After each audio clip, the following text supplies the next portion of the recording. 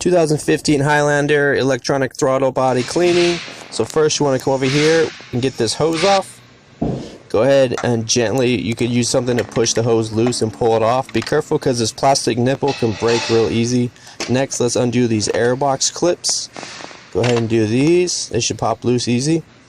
Alright, now let's disconnect our MAF sensor. Push the button on the tab, or push the tab and then push back like this.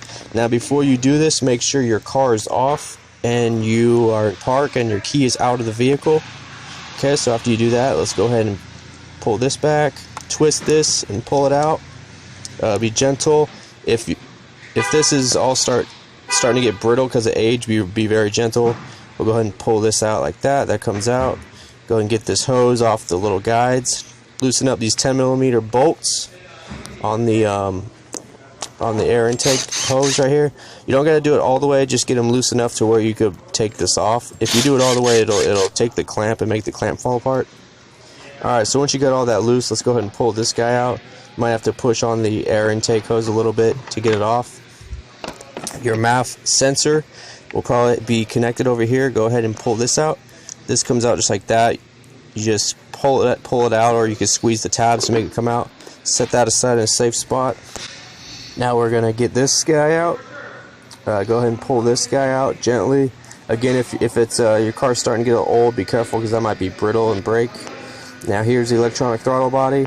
We're gonna get ourselves some cleaner and let's see, spray a rag. Never spray the electronic throttle body. Always spray a rag. So you get your rag kind of covered in some cleaner, and then we're gonna go in here and first we're gonna very gently move the plate like that, and then hold it down from the top.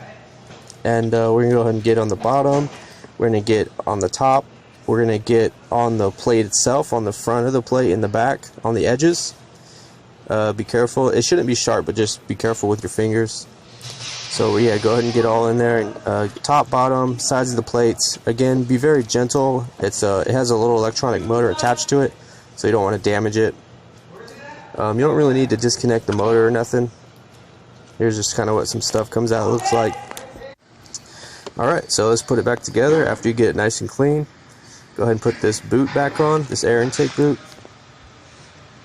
It has a little spot that matches up, so put your tab right there, and we'll get that on top again, just where it was. This will go right here, back in. Go ahead and put our clamp back on. Okay, and we'll get this hose back in the guides. Again, if if the hoses are being real brittle, then just be careful. Put your air filter back in, just tabs line up, and you slide it in through the tabs, and then you do the side. See what I mean right here? These just tabs go in, and then it should just easily click on like here. If not, you might have it misaligned. Go ahead and connect our MAF sensor, and then this guide, we'll go ahead and put this back in place like that. Tighten down this 10mm, and then it's just going to be this last hose, and then we will be all done, guys. Alright, thanks for watching.